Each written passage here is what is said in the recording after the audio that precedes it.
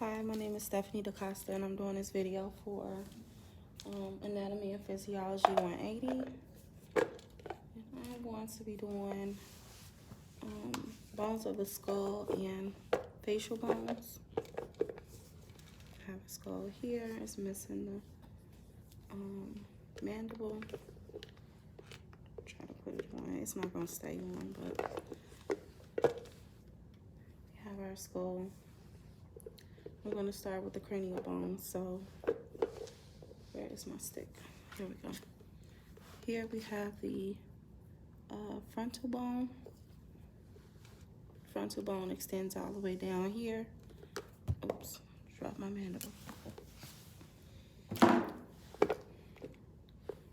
each side, you can see the coronal suture here, separating it from the parietal bones. Parietal bone. Then you have the frontal bone. You have the coronal suture and the sagittal suture, separating the two parietal bones. We also have supraorbital margins. Supra meaning above, so we have the supraorbital margins and infraorbital margins here. We also have the glabella. It's this little area in between the eyebrows. We spoke on the temporal bone. Nope, we didn't speak on the temporal. We said the parietal. When you think of temporal bone, you think of the temporal process here. So this is the temporal bone. And there's one on each side, temporal bone. What else? The temporal bone has a mastoid process. And the mastoid process is this big meaty part of the bone here. It also has the styloid process. And we know styloids, we'll see those often dealing with bones. But this is the styloid process of the skull. Then we have a zygomatic process. Okay, so this is the zygomatic arch, and it includes a zygomatic process of the temporal bone and then a temporal process of the zygomatic bone. This is the zygomatic bone here, your cheekbone, and this would be considered the temporal process of the zygomatic bone, and this would be considered the zygomatic process of the temporal bone. And you have a squamous part and a petrous part. So if you look towards the side here, I want to say the squamous part and the petrous part is kind of on like the temporal bone. So the squamous part of the temporal bone would be like the part here, close to the squamous suture. And then the temporal part, the petrous part is the part down in this area. It's located more close to the occipital bone. We have an external auditory canal. So right behind our zygomatic arch is our external auditory canal. We can also see that from the inside. External auditory canal. I'm trying to see. I get confused with the external auditory canal and internal auditory canal. So the internal auditory canal would be like lined up with the external. So that's the external there. The internal should be just inside of it. I'm getting myself confused. Hold on. Let me find it first. Okay. So here it is here. Internal auditory canal is there. Okay.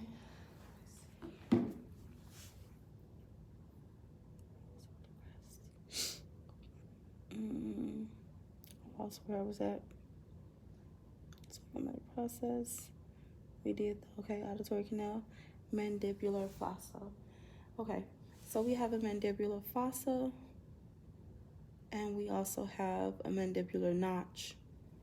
And let me turn to that page. Also a mandibular notch. Oh, and the condyles of the mandible. So, okay, I need my mandible. So here's the mandible, and the mandible fits into the mandibular fossa here. So these would be considered, the part that kind of holds it in place would be considered the mandibular fossa. And the pieces that fit into it, into the mandibular fossa, oops, these are considered the mandibular condyles. And they fit perfectly into the mandibular fossa. We also have a mandibular arch. We turn it sideways. This is our mandible, and this is our mandibular arch here. So we have the mandibular fossa, which houses the mandibular condyles, and our mandibular arch here. And this is our ramus of our mandible here. We also have a jugular foramen and a carotid canal. So the way I kind of remember this is the best view for me is to look on the inside of the skull, looking down inferiorly. Let me see. The canal. So we need to point out the jugular foramen and the carotid canal. Is this the right view? Jugular foramen, carotid canal. Okay, I practice. No matter how many times I practice, I still confuse myself. So let me look this way. I think looking under the skull is better. Yeah, looking under the skull is better. So if you're looking like on the base, looking, so if this is my skull, if you were looking anteriorly, superiorly underneath the skull, so this would be where the spine goes in. Oh, by the way, this is the foramen magnum. This would be where the spinal column articulates with the skull via these are the condyles. What condyles are these called? Occipital condyles. Lord have mercy. These are the occipital condyles, and these articulate with the C1, which is the atlas. So these kind of like maneuver, and they can to make your head go wherever they want to go. And while we're on the condyles, we should also point out the hypoglossal canal. Is it the hypoglossal canal? I want to say it is. And if I'm not mistaken, the hypoglossal canal goes into the occipital condyles. So this would be the hypoglossal canals right there. What else do I want to point out? Oh, right, the carotid canal and the jugular foramen. So looking down right here, we have our mandibular fossa here, and the jugular canal would be here. I know it lines up with the styloid process. So this would be the jugular canal. Nope, that's the carotid canal. I don't know. We're gonna skip that one. What else?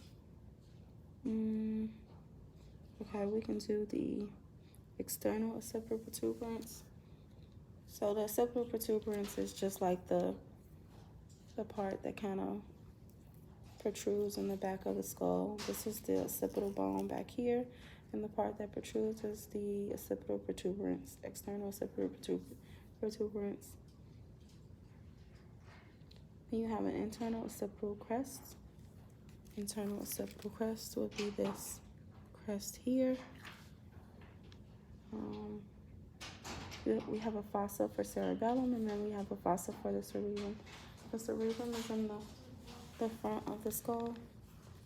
I'll have to turn this. This would be the fossa or anterior fossa, posterior fossa, or the fossa for the cerebellum. And this would be considered the middle cranial fossa. So you have your anterior cranial fossa, middle cranial fossa, and posterior cranial fossa. But the middle cranial fossa is not on our list to know.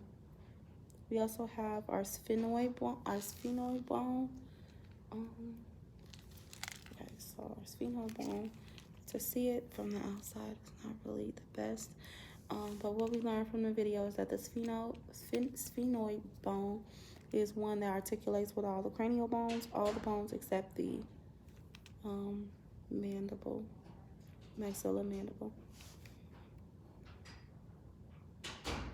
And in our sphenoid bone, we have lesser wings, greater wings of sphenoid. So this is our sphenoid bone right here. These would be considered the lesser wings, and the greater wings would be like this part right here. We have our sella turcica, or the saddle, turkey saddle, right down there.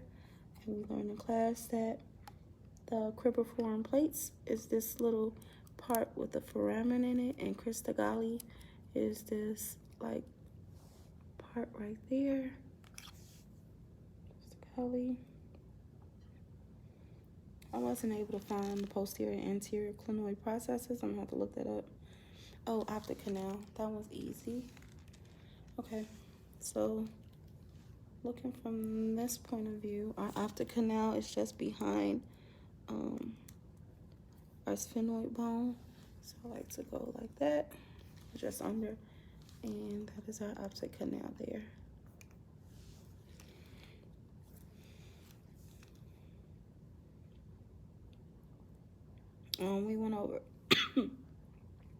We went over our foramens in class, but I can go over them again here very briefly. So if we were to turn it this way, we would have our foramen spinosum, foramen ovale, the one that looks like an oval. Can we see rotundum from here? It's like pen markings, it's throwing me off. So foramen spinosum, ovale, rotundum, and then lacerum. Lacerum is kind of like, it goes there. So lacerum goes through.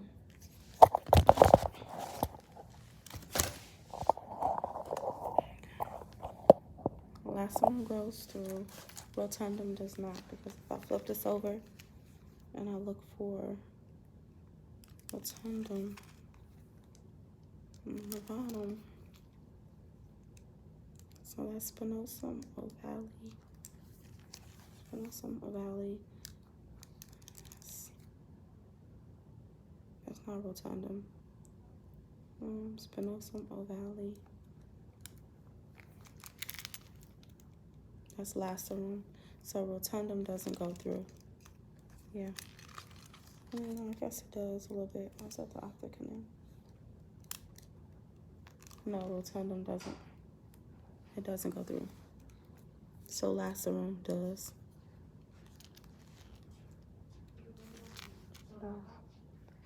We did crista galli, cribriform plate, perpendicular plate. Middle nasal concha. This would be considered like the perpendicular plate here. And we have inside, you see how you have the middle nasal concha. That's part of the, that is part of the ethmoid bone, the middle nasal concha. And then the inferior nasal concha will just be part of the facial bones.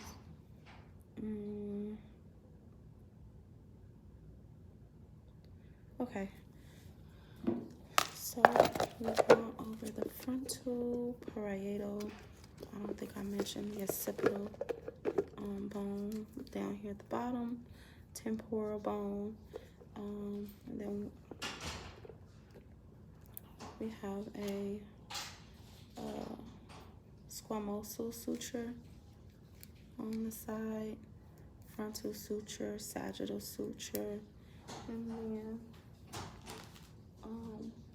lambdoidal is the lambdoidal. We also have maxilla. The maxilla is the upper part of the facial, of the mouth, I should say. The bottom part is the mandible that articulates with the maxilla. And we went over the zygomatic bones, the lacrimal foramen, lacrimal, palatine. So we have the palatine, which would be the upper palate of the mouth. This would be considered the hard palate or the palatine. And then we have the incisive foramen, which we went over in class. On the mandible, we have the mental process of the chin. We went over the mandibular notch, coronoid processes that articulates with the what's this called again? Fossa. Articulates with the mandibular fossa, mandibular foramen. Okay, and the inferior, the vomer,